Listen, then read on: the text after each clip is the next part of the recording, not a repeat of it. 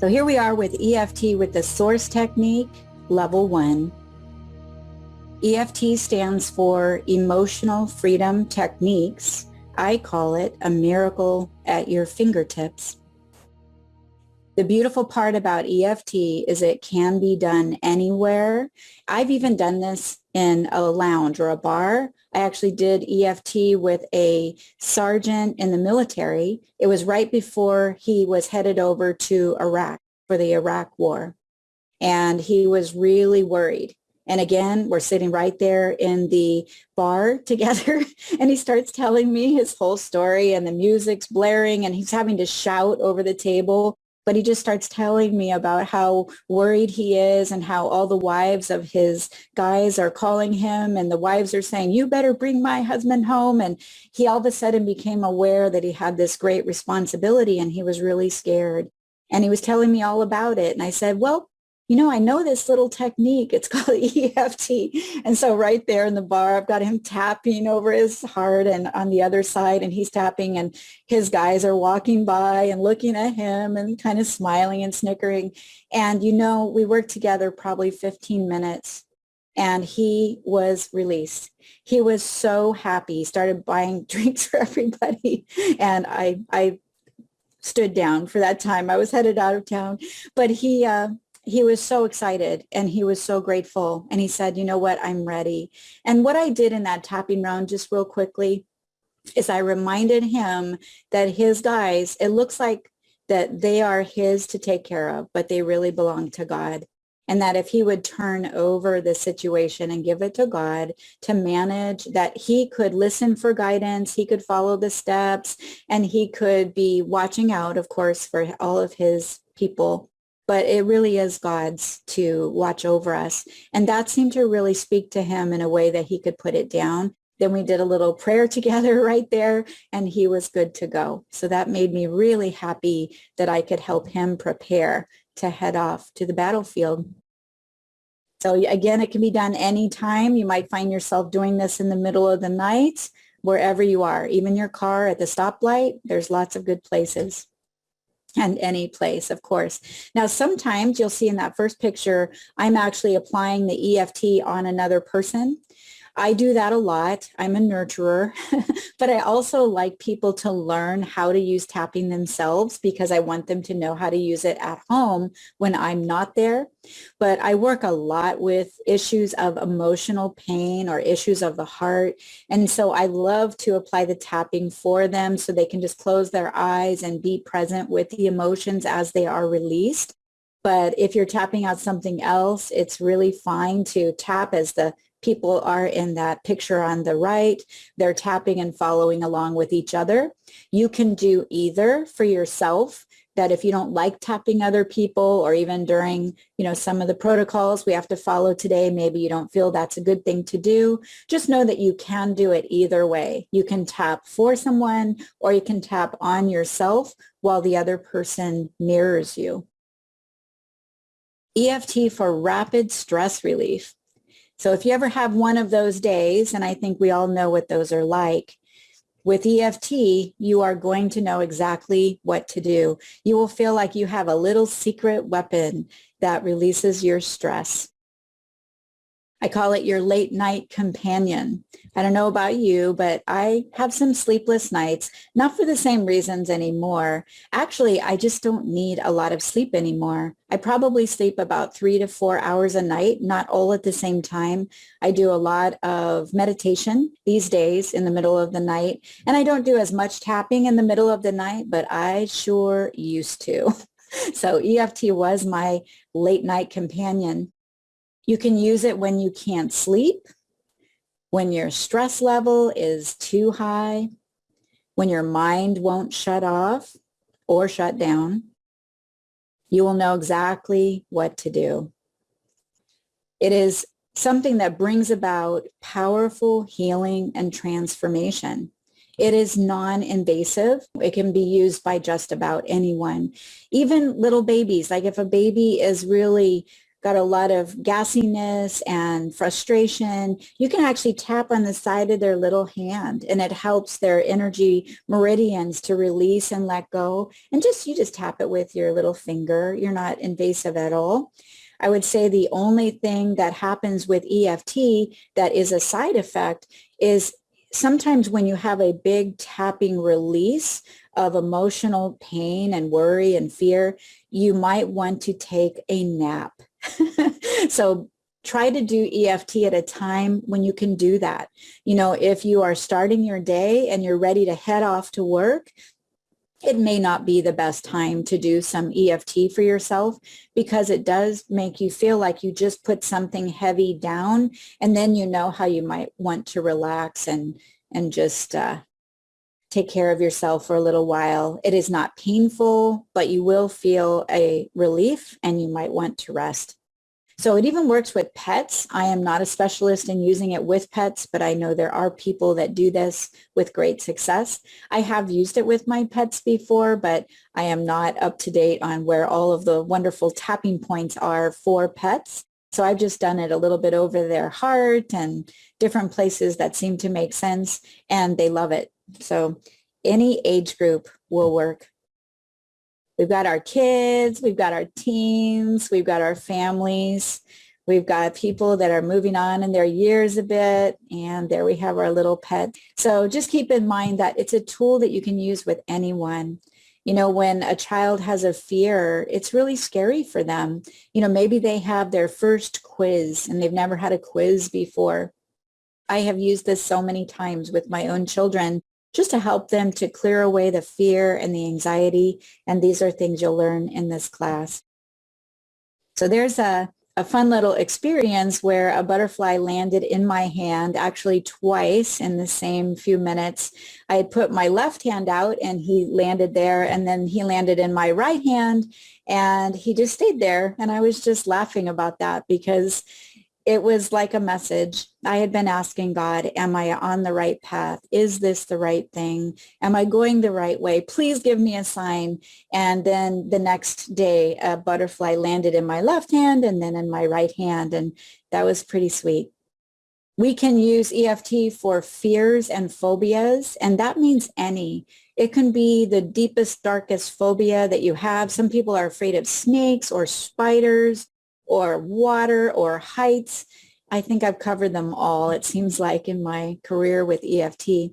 Stress and anxiety, sadness and depression, pain and discomfort, cravings and habit control. If you have a lot of cravings, maybe your weak spot is ice cream or sugar or donuts or something that is not the best for you, but you can't seem to stay away from it. Maybe it's chocolate. These cravings come up and sometimes we feel like we can't stand up to them, but you're going to learn how to use EFT with these cravings and you're going to watch that craving come down. One time I worked with a woman with a craving of chocolate. And we were working in front of a whole group and she was doing fine. That craving was coming down. But then she got down to about a 2 and it just wouldn't budge. It went from like a 10 to a 2 in terms of the intensity of the craving. And it wouldn't budge. It wouldn't budge. And I know whenever the number doesn't budge, it means there's another route that we haven't found yet. So I started to talk with her about her 2. And I said, if you just follow these words, I can't let go of this 2 because, and then she said, well, okay, it was a church group we were in front of. She said, okay, I'll go ahead and talk about this. She said, well, I just recently quit drinking alcohol. And so I started eating chocolate. And apparently I've been eating chocolate instead of the drinking. And so I have this fear that if I let go of the chocolate, I'll go back to drinking. I thought, okay, that's your 2. Do you see that? You see how this works? Like the mind will not let go of something that it still sees has value. So she wanted to keep her chocolate so that she wouldn't go back to drinking. In A Course in Miracles, it says, the suffering ends when the sufferer no longer has any value for the pain. And value is a reason. So she still had a reason for keeping the craving, even though the craving was difficult for her. So what did we do? We tapped out the fear of letting go of the chocolate. And we used the words about, even though I have this fear, I still have this too, and I'm afraid to let it go because I don't want that drinking to return. I am willing to let it go and let the alcohol go too. I've been doing really well, things like this, just encouraging her, asking, of course, God to come in and help her with this so that she could be free of both. And then she finally let it go to a zero. You can use tapping for opening to abundance. Now, it's not just about tap, tap, tap, tap, and then here comes the money. Here's what happens is we start to form beliefs, sometimes as a child, sometimes as an adult, where we have beliefs that money is not safe, or money is the root of all evil, or money is hard to come by. We start to form a belief system around money, and then we get charged about it. And EFT is such a wonderful tool to tap out those fears and those unhealed beliefs. But of course, we're going to learn how to use the source technique to get deeper into the cause and find out, where did those beliefs come from? And what is that one belief that's in the way, just like with that lady and her concern about the chocolate? You can use this for relationship challenges. I know that sounds crazy, maybe, but let's say you're in some kind of a difficulty with another person. Maybe you haven't been getting along and you're feeling very frustrated or angry or even resentful. You would not believe how amazing it is to go off by yourself. I used to do this up in the mountains, go off by yourself, clear all of that away with EFT and with the source technique, and you're ready to go. You come back to the house, you're feeling great all over again. So you can release the fear, the anger, the resentment, the grievances, and then wouldn't you know, that other person tends to show up in a much more loving way. So people are always mirroring us. If we are in a place of distress, they're very likely to treat us in a way that doesn't feel so loving. But when we are feeling loved and safe and peaceful, then all of a sudden those other people, they show up and they mirror that right back to us. Of course, it is for emotional healing. That's probably my favorite because those emotions, they get in your way. If you wake up feeling scared or sad or worried or anxious or confused, all these emotional feelings, you feel like it drives your life.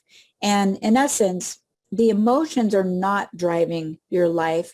It's just that they get in the way. It's like a fog in the mind or in the heart, and we have to clear away that fog. And then everything resumes to its natural state of peace. So know that you can clear away those emotions.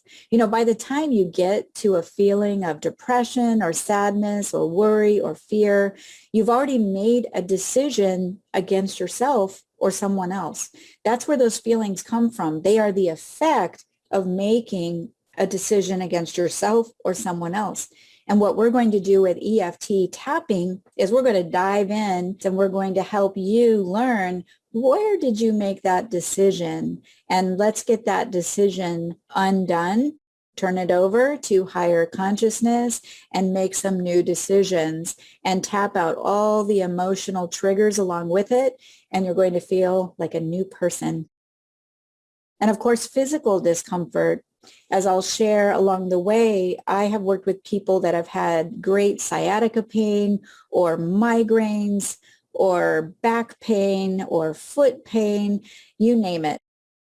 And you might think that those pains are kind of random and they just happen, but you're going to find through this process that when we are in pain, it always starts with a belief. It starts with that belief that drives the emotion and then drives that physical pain.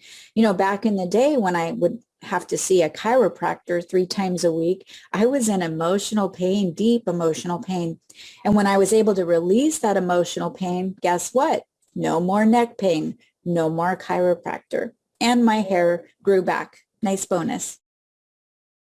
And of course, insomnia, if any of you have been experiencing that here lately, it's a great thing you can do in the middle of the night. And then you'll find that emotional release happens and you're able to go back to sleep more quickly.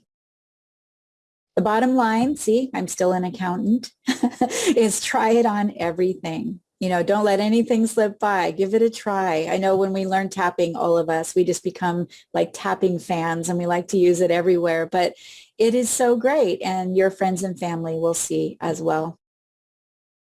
This is one of our graduates, Jackie Latran. She is a best-selling author, and she has really incorporated EFT into her life, into her practice.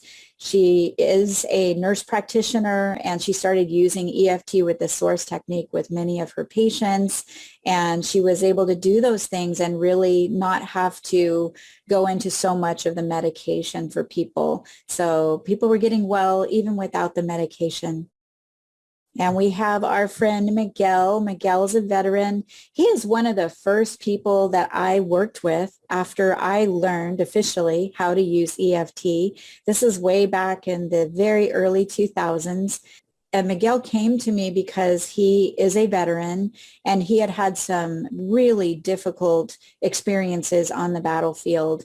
And he couldn't get over it. And he was having nightmares and night sweats and couldn't calm down. And so we got together.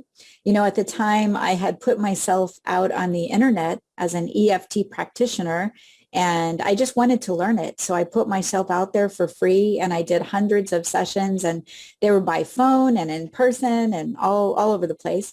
So Miguel and I were able to come together, and we spent some time there. And by that time, I had already started developing EFT with the source technique, and we were able to get to the root cause of his nightmares and his night sweats. And he is a free man today. I wish he was here to tell you that. And now he is an EFT trauma specialist, and he works with other vets. Isn't that the best?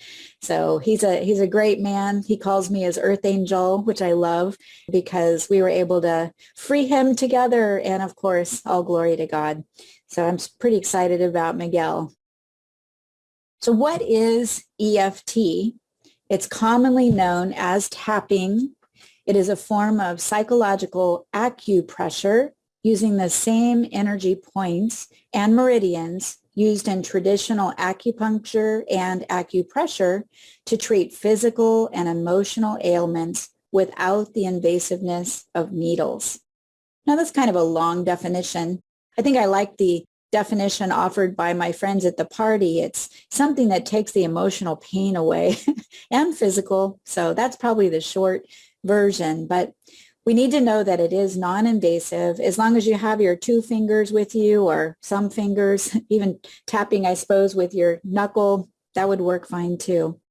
But it is something that you can do anytime, any place. And it's using those same energy points on the body that they normally use for acupressure and acupuncture. However, the points we are using are located closer to the surface of the skin. So when you're tapping on the eyebrow point, these points right here are close to the surface of the skin. So we don't have to use a needle or pressure. We can simply tap. We can hit both spots at the same time. We'll go through what those tapping points are, but you can actually use your fingers and tap on those tapping points. And again, as we go through a trauma or we have a bad experience, it's almost like there's an emotional charge, an energy disruption that happens. I mean, think of my 7-year-old and how much the shock came up about that laser treatment. And it was tucked inside of him until he was 7 years old. And so it would be very easy for him to defend against situations that might involve, something that he doesn't understand, or be reluctant to try new things. And, but it was so great that he was released from it. How is EFT applied? We tap with the fingertips on certain energy points, energy meridian points on the body, while we tune in to our specific problem, and we repeat customized affirmations, which I'll share with you, and you experience both emotional and physical relief from discomfort. So it's a pretty simple process. You're going to learn how to tap in a day very quickly. And then you're going to really get into the fun of applying the tapping on those things that really matter. I just want to quickly go through some of these tapping points, and then we'll take ourselves a little break here. So just starting at the top of the head, you could even tap for yourself if you want. I like to tap in a little circle, kind of the size of a quarter, or you can even use all your fingers if you want, but I'd say all 4 fingers. I tap around the top of my head. It's like if you had a string right on top of your head, that's the point. And it's in the size of a little quarter. The reason I do the circle is because if you tap straight in, it would feel like a jackhammer, and you probably get tired of that real fast. So you can just tap around in a little circle. Then we have a tapping point. It's called the eyebrow point right here on the inside of each eyebrow. You can split your fingers apart and you can tap right there on the inside of each eyebrow. And that's called the eyebrow point. We have another tapping point called the side of the eye. It's right here on the bone, as you see here, right on the bone. And it's not back on the temple, so don't be tapping back here. It's right on the side of the eye. You can tap both at the same time. You can tap one, tap the other. It's really up to you. When you are in the middle of an emotional release, I like one side at a time.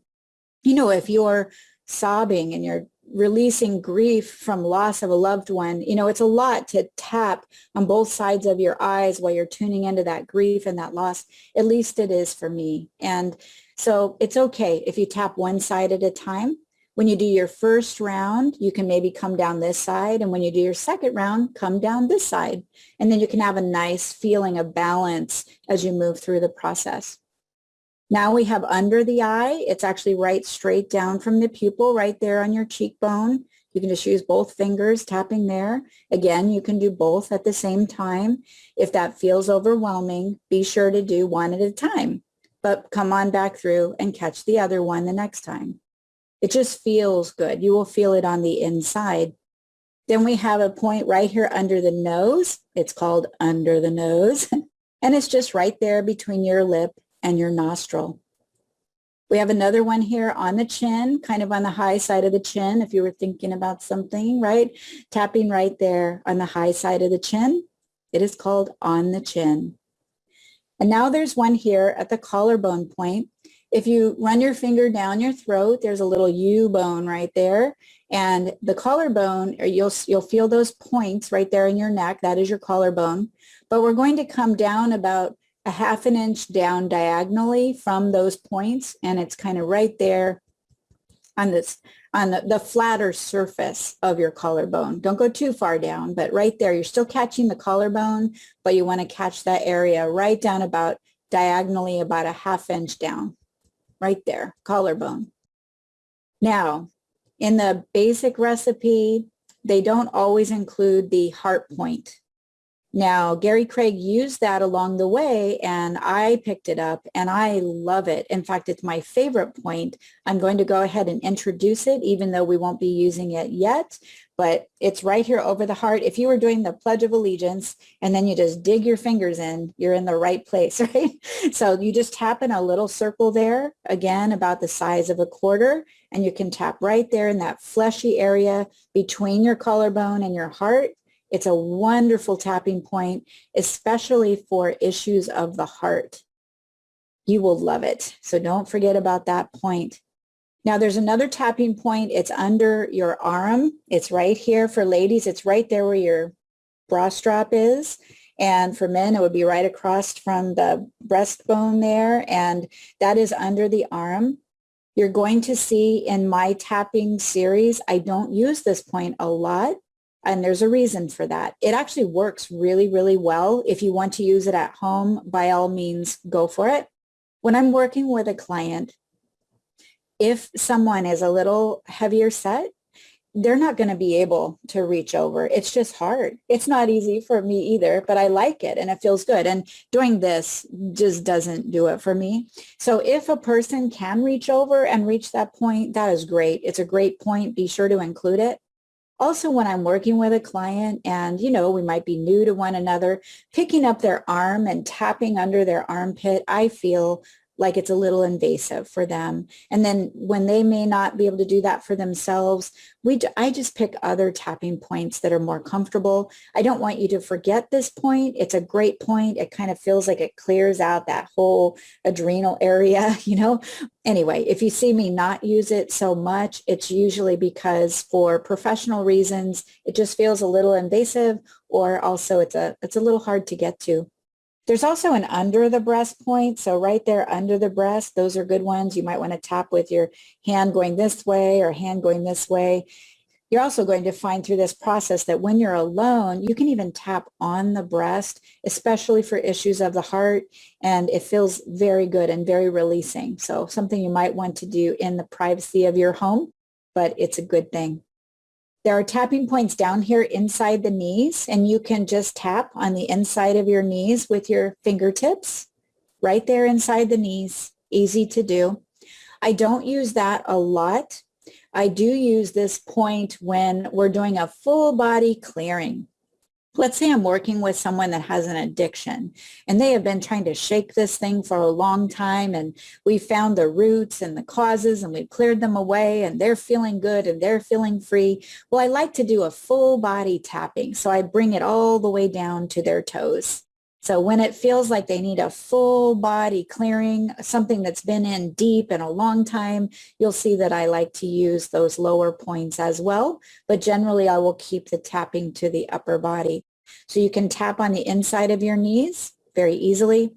There's another one right there, hard to show you from here, but you can see it on the diagram. It's called top of the shin. It's just off center from the center of your shin. And it's, if you were to tighten your leg and that little muscle that pops out, then you will find that it's right there on the top of that muscle that comes up right over your shin. The tapping point that is above the ankle bone, if you go to your ankle bone inside your leg and you go one finger up from your ankle bone here, you go about one finger up, that is where the tapping point is. So it's right on the inside of your leg, about one finger distance from your ankle bone. And then the final one is between the toes. And so you can tap right there between your first and second toe, but it's on your foot. So it's right at the base. And we can use that tapping point as well. Then we have hand points, and I'll show you what those are. You're actually tapping on the inside of your thumb right there. So as you're looking at your hand, you're tapping on the inside. You're going to your forefinger on the inside, going to the middle finger on your inside. We skip the ring finger only because there's not a great tapping point there. It's not close to the surface. And we go on to the pinky finger inside. You'll also find I don't use these as much unless we're working with something like carpal tunnel or arthritis, something going on in the hands, where as we get to that emotional root and we start to release it, and if I want to really open up the energy in their hands, I will certainly use all of the finger points. However, what I've noticed is I get so much more traction, results from heart point, eyebrow. These are some of my favorites. Middle of the chest, or if you're feeling angry, you can cup your hand. Don't hurt yourself, but you can tap with your fist gently. And when you're angry and you're trying to release that anger, this feels really good. And it's a great release mechanism. So I love those points. I love the karate chop point. That's one I do use frequently. And this particular point helps to release energy meridian lines throughout the whole body. Right here on the side of the hand, it's kind of at the base of the pinky finger. And you can use all your fingers here to tap on the side of your hand. And that's called side of the hand. It's also called karate chop point. And then there is a point called the gamut point. It's right here between your fourth and fifth knuckle. It's on the top side of your hand. There's a divot there between your fourth and fifth knuckle, and you can tap right there. And that one feels good. It's kind of a finishing touch, but when you start using some of these other tapping points and you find so much relief from those points, it's great to use the ones that work, and then come back through from time to time and use the other points, because certainly they do release that trapped energy and get things flowing. But that's why you'll see me use certain tapping points more than others. So let's go ahead and take a quick break, and I will join you in a moment.